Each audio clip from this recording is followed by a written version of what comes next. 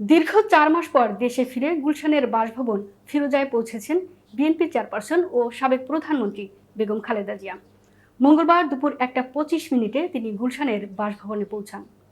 সেখানে পৌঁছালে দলীয় নেতাকর্মীরা তাকে অভ্যর্থনা জানান। এর আগে মঙ্গলবার সকাল ১০টা ৪০ মিনিটে রাজধানীর হজরত শাহজালাল আন্তর্জাতিক বিমানবন্দরে বেগম খালেদা জিয়াকে বহনকারী কাতারের আমিরের বিশেষ ফ্লাইটটি অবতরণ করে।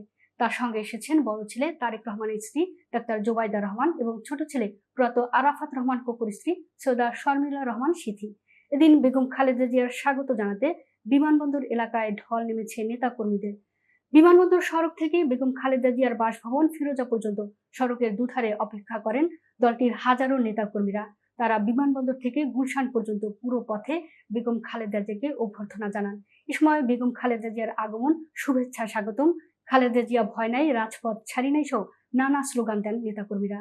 তাদের কেউ হাতে ফুল, কেউ ব্যানার, প্লাকার্ড, কেউ বা বেগম জিয়ার ছবি সম্বলিত টি শার্ট পরেছিলেন।